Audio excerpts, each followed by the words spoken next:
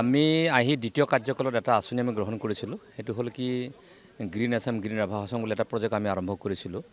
আৰু সেই প্ৰজেক্টটো আৰম্ভ কৰাৰ মূল কাৰণটো হৈছে অসম চৰকাৰৰ সামাজিক বননীকৰণ বা ফৰেষ্ট ডিপাৰ্টমেণ্টৰ সেইটো ৰৈ থাকে গোটেইবিলাক ক্ষেত্ৰত। তাৰ মাজতে আমি এই আঁচনি লোৱাৰ মূল কাৰণটো হৈছে এনেধৰণৰ যে বিভিন্নবোৰ আমাৰ ৰাভা আছাম এলেকাত যিমানবোৰ অনুষ্ঠান প্ৰতিষ্ঠান থাকে, সেই সামাজিক অনুষ্ঠান হ'ব পাৰে, সেই চৰকাৰী অনুষ্ঠান হ'ব পাৰে বা ধৰ্মীয় অনুষ্ঠান হ'ব পাৰে, সেইসমূহত গোটেই বছৰজোৰা যি গ্ৰীনাৰী হৈ থকা যি গছ গছনিবিলাক থাকে, তাৰ লগত ফল মূলবিলাক যি ধৰণে থাকে, বছৰ মানে ছিজনেল ৱাইজ যিবিলাক ফল মূল থাকে, তাৰ লগে লগে সামগ্ৰিকভাৱে গোটেই বিভিন্ন বছৰ ধৰি যিবিলাক ফুল ফুলিবৰ এটা পৰিৱেশৰ যিবিলাক গছ গছনি থাকে, সেইবিলাক এটা প্ৰাকৃতিকভাৱে এটা সুন্দৰ পৰিৱেশ ৰাখিবৰ কাৰণে এটা সেই গ্ৰীণ আছাম আৰু গ্ৰীণ মানে ৰাভা আছাম বুলি এটা প্ৰজেক্ট আমাৰ আছে। আৰু সেইটো যোৱা বছৰ আমি নিৰ্বাচনৰ কাৰণে গোটেই বছৰ অকণমান ইফালে সিফালে হৈছে, কিন্তু এই বছৰটোৱে আমি এইটো আৰম্ভ কৰিছোঁ, প্ৰতি বছৰে এইটো আৰম্ভ কৰোঁ। আৰু সেই সূত্ৰে আজি শুভাৰম্ভ হৈছে গোটেইবিলাকৰ ক্ষেত্ৰত।